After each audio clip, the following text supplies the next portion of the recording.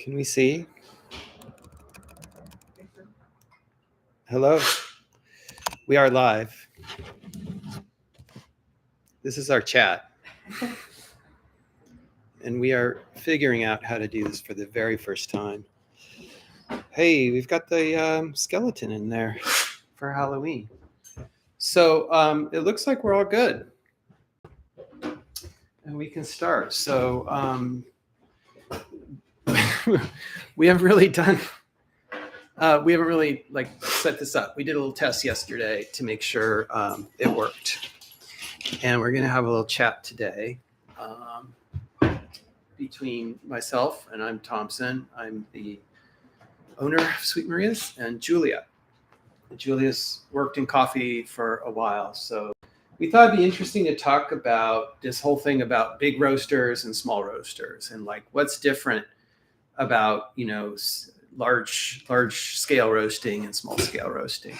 And I think the idea was just to that Julia has been worked with commercial roasters mostly. And so actually it's a new experience for her to use small roasting machines.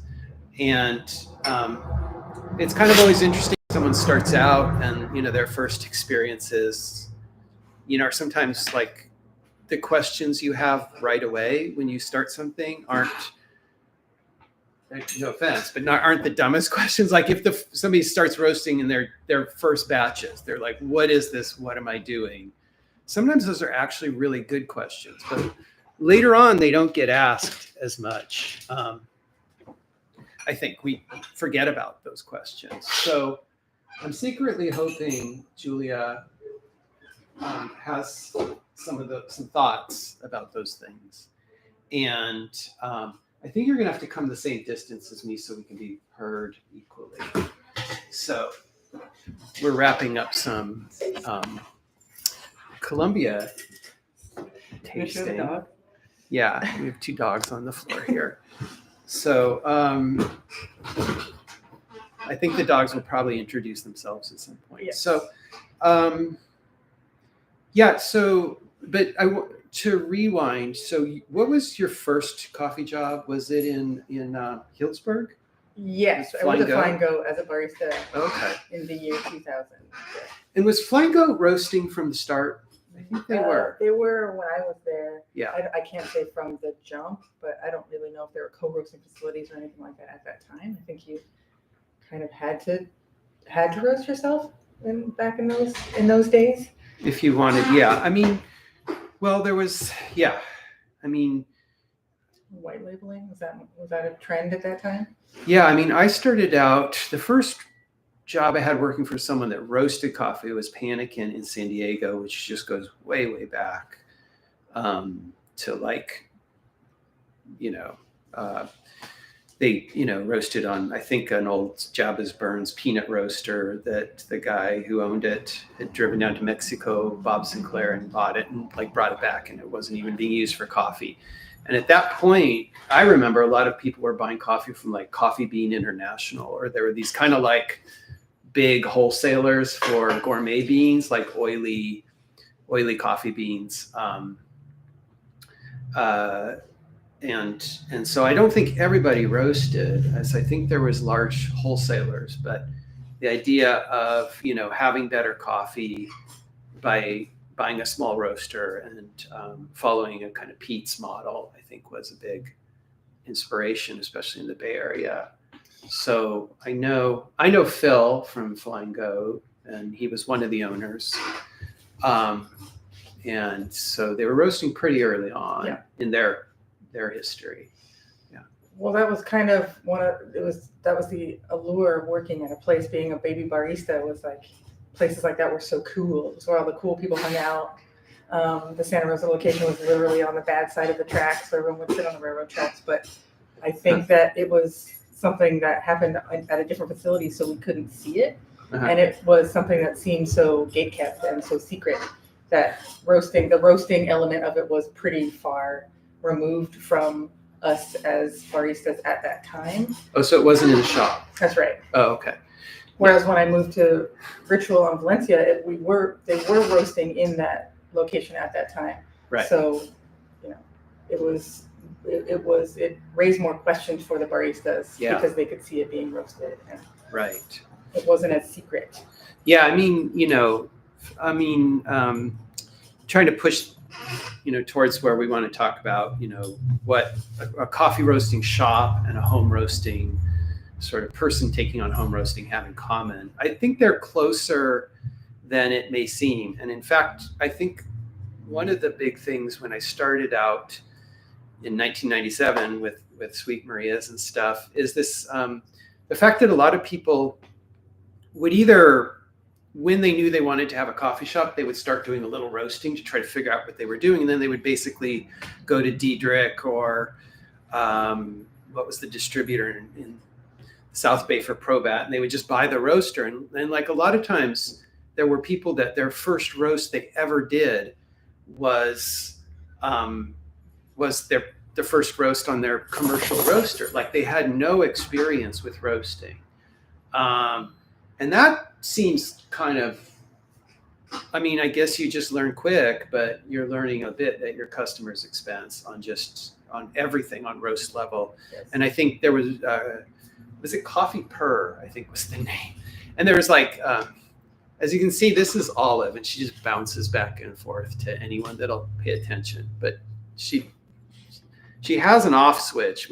I just haven't found it yet. She eats so many coffee beans, though. Yeah, and she eats a lot of coffee on the ground. So she's new. I adopted her about a month ago.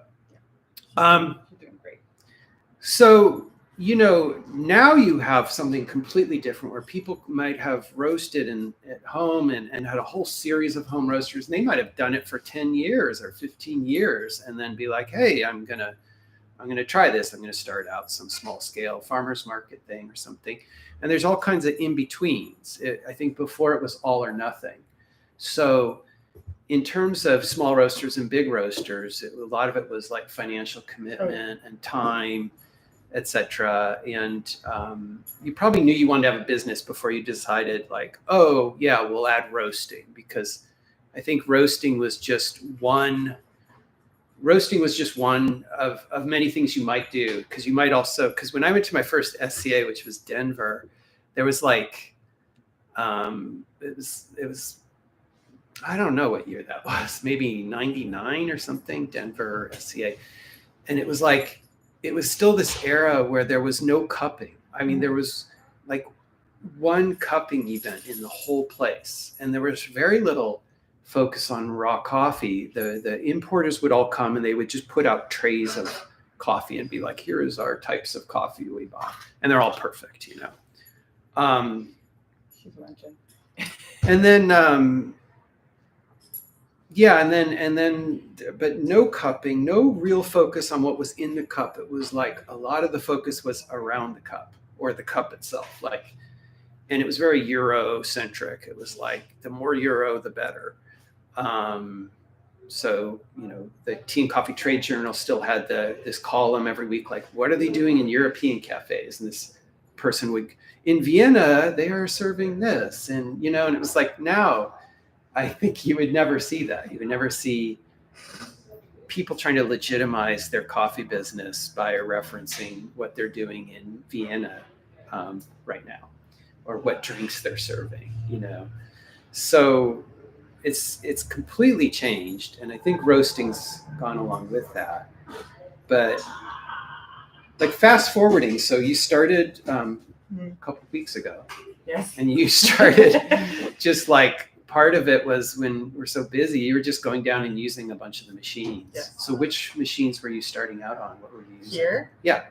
Well, I started roasting on that Be More and trying to roast on the Bullet as much as I can, and then this little sample roaster. Yeah. We have a loaner roast sample machine here that is really cool, but it's really expensive and it's not really sold at all as a home roaster, but it's interesting to have. And good. And so consistent results. Yeah. So before going backwards, what's your roasting history and what machines have you used and what companies? Most of my experience comes on a UG-22 Probat UG-22.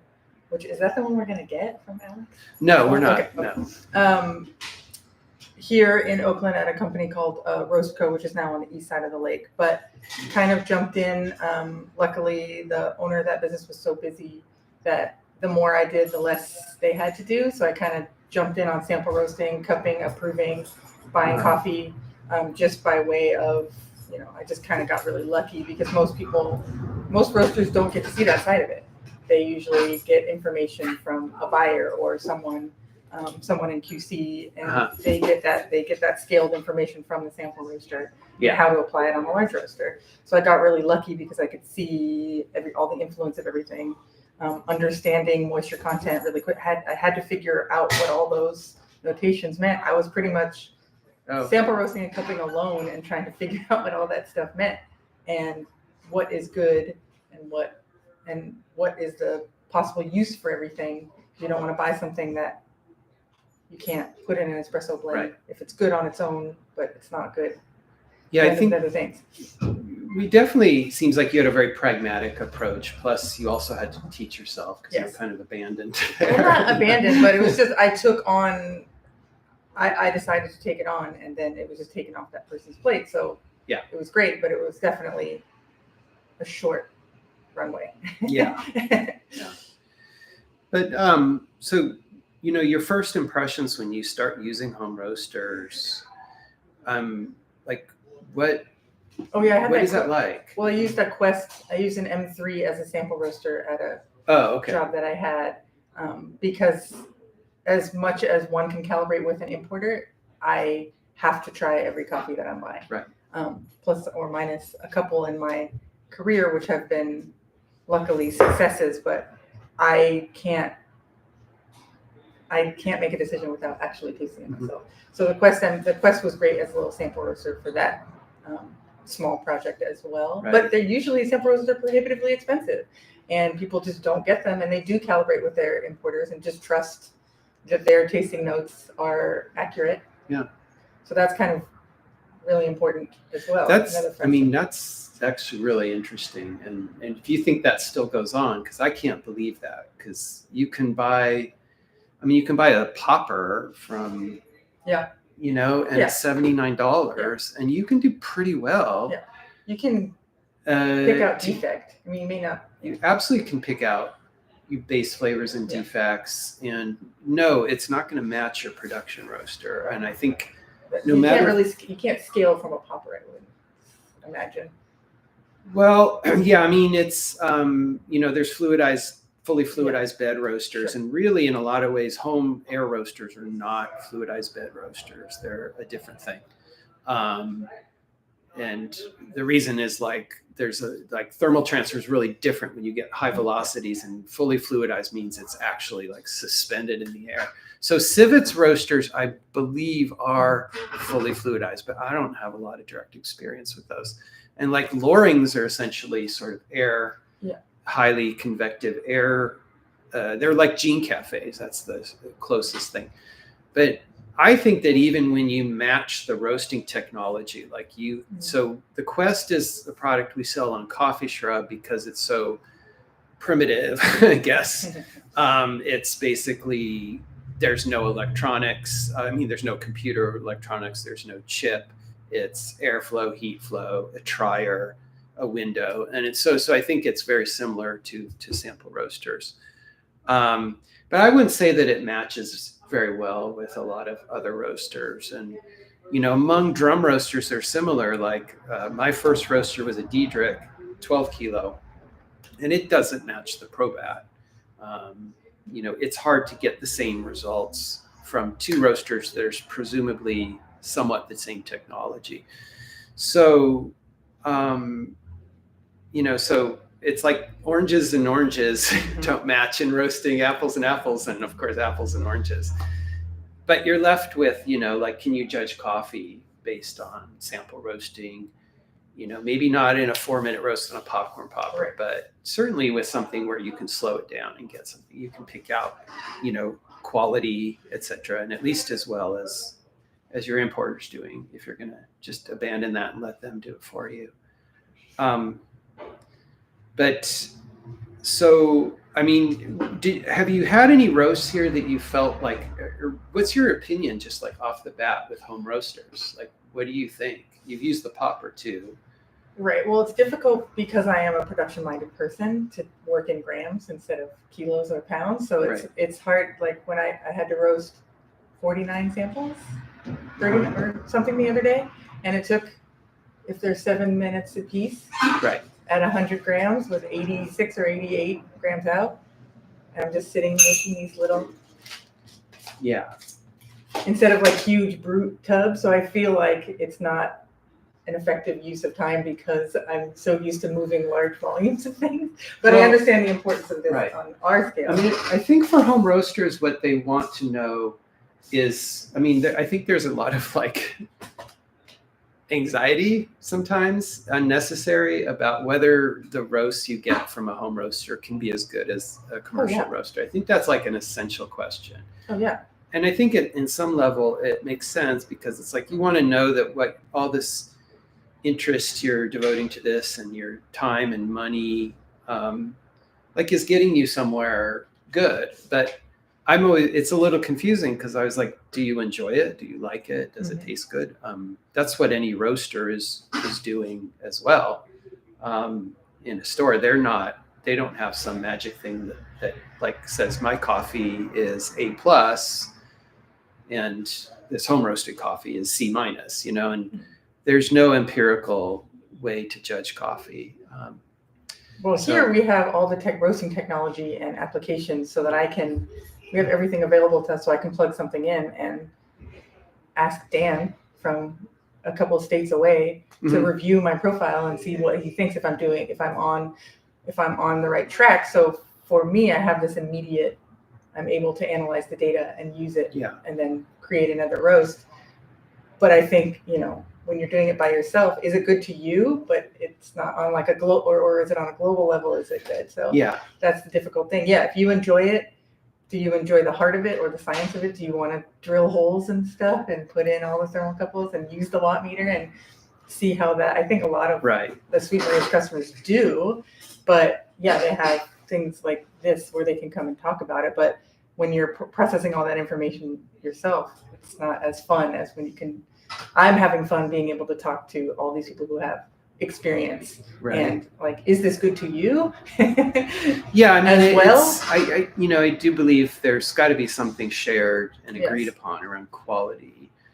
But coffee is funny because the more you try to nail it down to something truly empirical and measurable and stuff, the more that this little burr kind of sticks in your mind, which is the ultimate judgment of this. It's sort of like you do this whole science experiment, where you're supposed to have a reproducible result at the end, and yet the end of this result is like, do you like it? Do you think it's good? So there's this what they call like hedonistic value, not some sort of like measurable, repeatable, empirical value. Although parts of the process are, of course, repeatable, etc. But we did. Do you remember a few days ago I had done in this really fast air popper, which is the orange one right there, which is doing 4-minute roast, but I really liked the results. And we actually had the Probat roast versus the popper roast, and they were really strikingly different, but really both good, I thought, in different ways. And what we found is what I'd expect is in a really fast but really even roast, from the interior to the exterior of the bean, you get a lot of puff in the bean. It looks totally different. And you get a really different flavor because the roast notes are more intense and pungent, but you also have this like bright acidity of a lighter roast. So in a really weird way of thinking of it, maybe it's like to reproduce that on a drum roaster, you would do 2 roasts and you would blend them, and you would get that sort of dark pungency and the light, high, bright acidity. And that's kind of what an air roaster does a lot of times to me, just in a really big general sense when you put it next to a drum roast. And I think part of that is that just in a really general way, air roasts tend to roast the inside and outside of the bean differently. So when you look at the color of a of a bean from an air roaster and then you grind it, you see quite a difference in color. And that would be more similar. There'd be more parity between inside and outside of the bean with a lot of the slower Probat roasts. You would see the color, like color isn't, you don't drink color, but it does tell you something. But it was interesting, and it wasn't like, oh, this is bad and this is good. It was just like, these are different, you know. That's what I thought. And to me, I guess my approach has always been like, they're both good because they both started with good coffee. So one thing for sure with roasting is there's no magic with a UG-22 or anything that turns bad coffee into good coffee. Right. You know, and that I think is flat out, that's true in all cases. Well, I was always told that sample roasting is not meant to get the best results. You're just supposed to be able to identify defect. And so this experiment that we did where we re-roasted some samples to see if we got different results showed us that we liked the coffee just the same. Yeah, so we just re-roasted Colombia's from a really big cupping. I don't know, Dan would know how many. That was 79, 80 samples. And there was like 9 that I re-roasted last night, just thinking, would I have passed these? How different would I score these if these were, if I just put a little more roast? In this case, it was a little more roast on all of them. And actually, they were different, but it didn't change the scores. It actually was a lot of work for very little value. You know, I think we're supposed to be paying attention to the questions. Mm-hmm. And do you think you could look at those? Because I can't see them. Well, Dan's moderating from somewhere as well. Well, but nobody can tell us what's going on or if there's anything that we should discuss or address. As this is totally new and we don't know how to do this, but we'll figure it out. So what we've been doing is we've been doing Discord chats, and we've been doing it really irregularly and having some trouble. I think if we're going to do like live presentations or educational type things, we're going to have to do it like more consistently. And actually, Julia, you have experience with this because you worked in a winery doing wine presentations and tasting. So,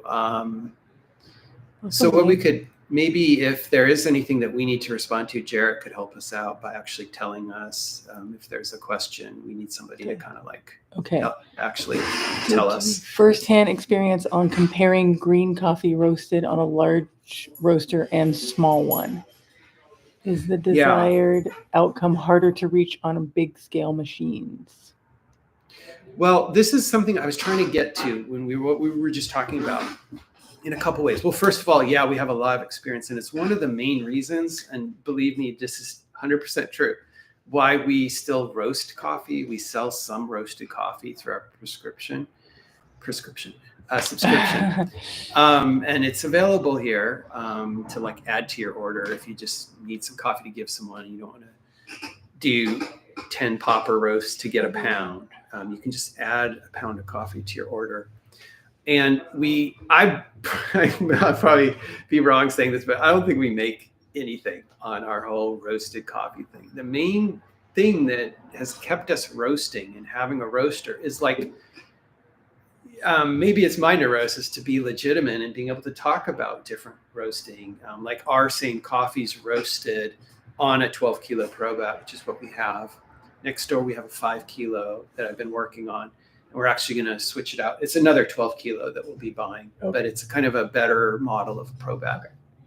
And that, along with all the other roasters we have here, various machines, really gives us some ability to talk about that. Like if I couldn't taste the same coffees roasted in these different ways and at these different volumes, I feel like I'd be really missing something. So we've kept our little roasting program going mainly to just kind of be legitimate in that way. And I just felt like if we stopped doing it, it would take out something from the conversation, and something that's a basis for our understanding of the green coffee we sell would be sort of lost. So we've just kind of always maintained our little roasting program. So we don't cup everything because we don't roast everything, the 12 kilo, but we do get a lot of insight from the roast we do of the coffees we sell.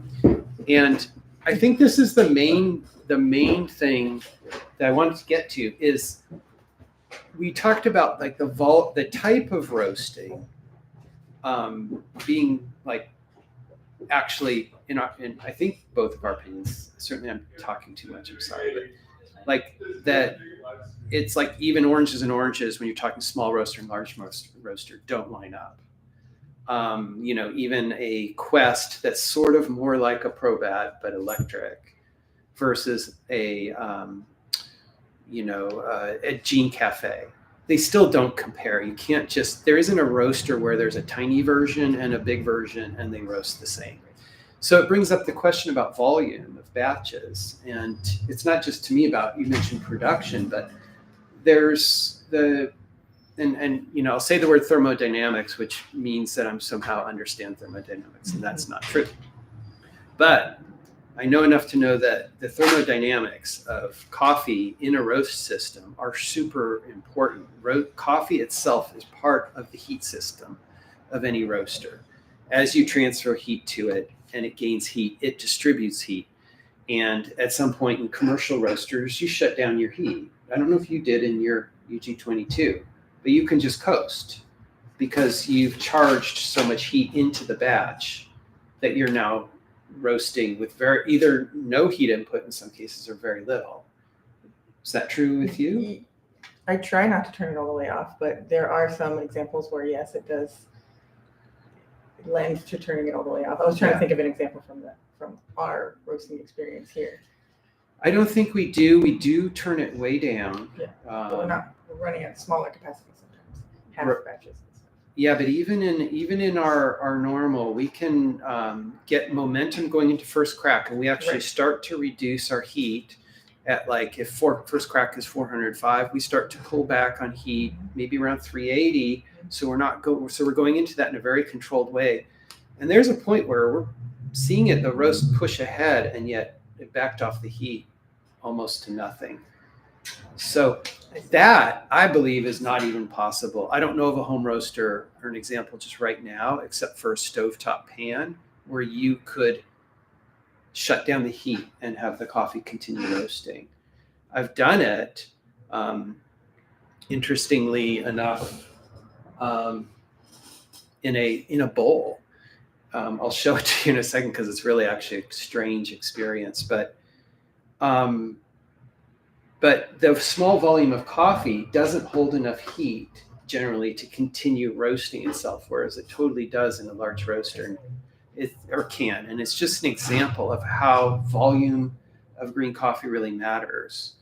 And that's, I think that's really important between large and small roasters. It's obviously the most obvious thing to say.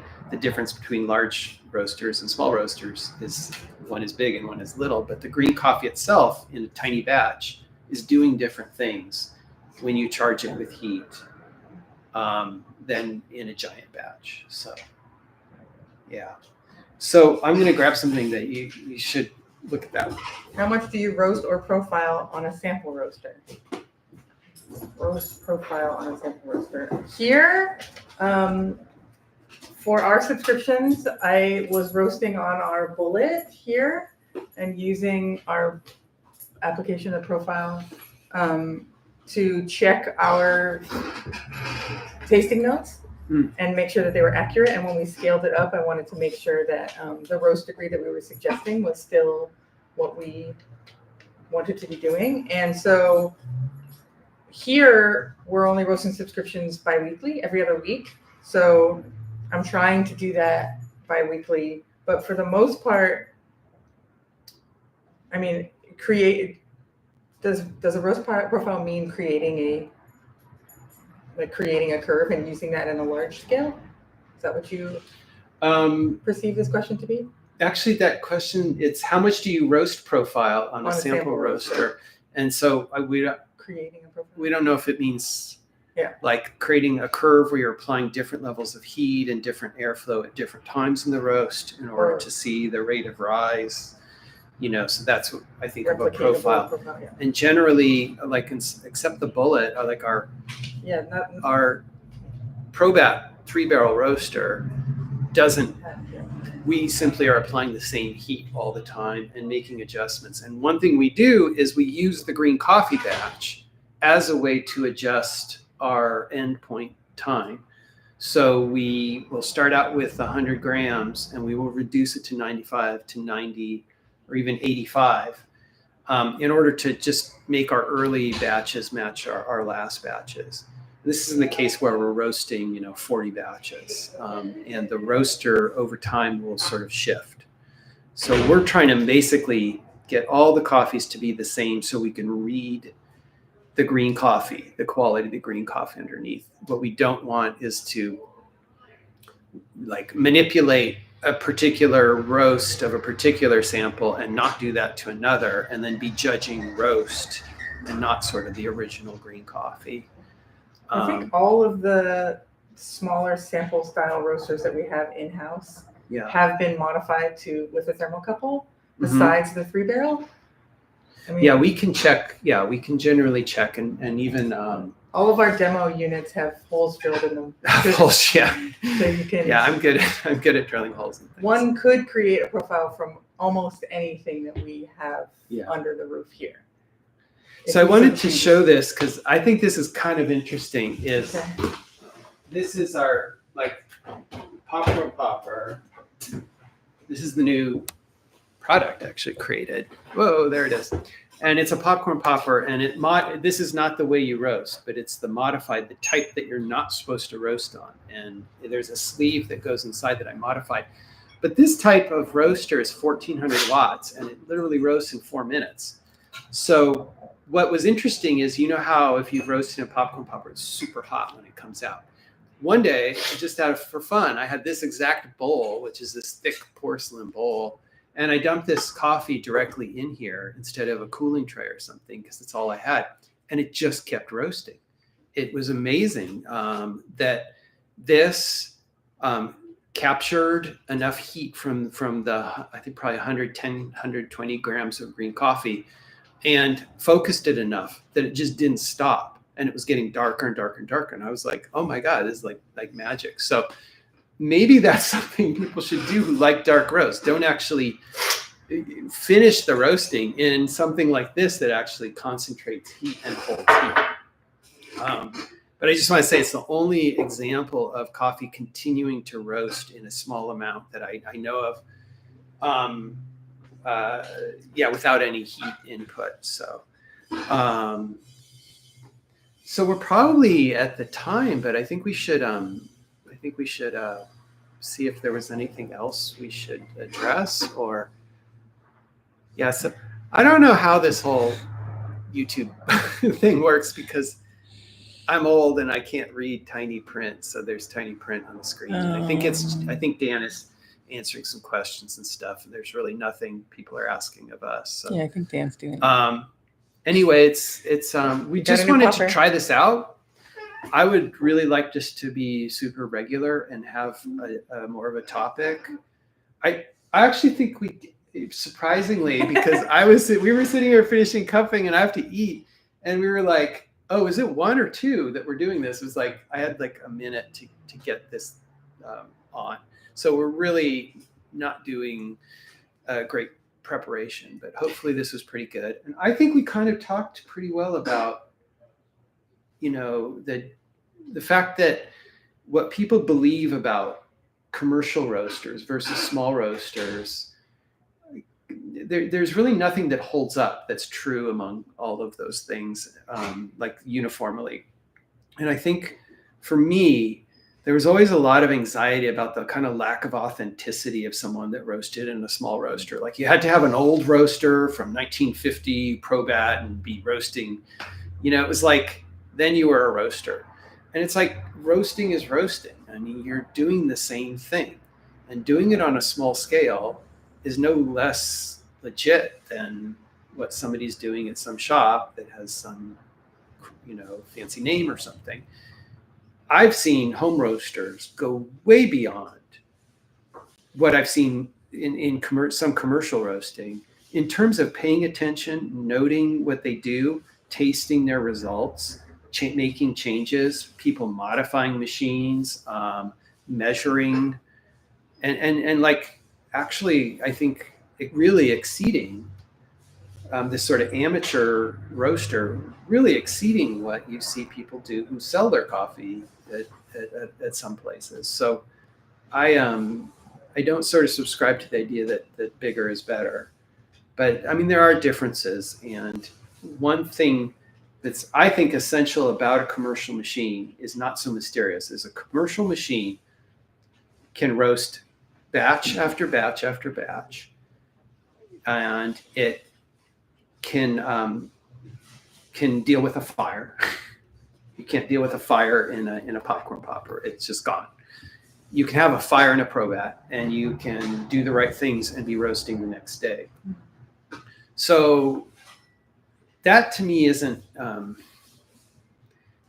quality. It's just about durability and the fact that it's a commercial business. You're going to be roasting a lot of coffee over and over and over and over again and trying to get the same result. It's about uniformity. It's about delivering a product to the market all the time. It's about having more coffee to sell. Nothing in there is about it essentially tasting better. And so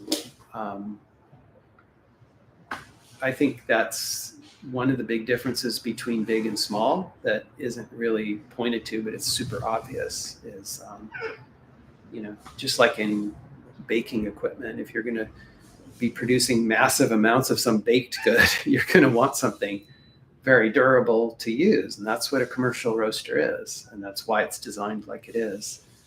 Nobody in 1930 made a roaster to make the most excellent cup of coffee, I believe. And we should probably stop there. But in summation. Yeah, I mean, it kind of Coffee is parallels good. the way that cupping is not the best way of tasting coffee. I mean, this is not about we're doing this in some mysterious way, putting a spoon in and mixing grounds in and not separating them and then tasting, and it's like that's somehow better. It's actually not better at all than brewed coffee, and it's just the most expedient way to taste a lot of coffee. So there's not a lot of mystery to it. I sort of feel that way about commercial roasters to a certain degree. Okay, well, I talked a lot. Sorry. Okay, thanks, people. We will end this now. Bye. We did something. Yes.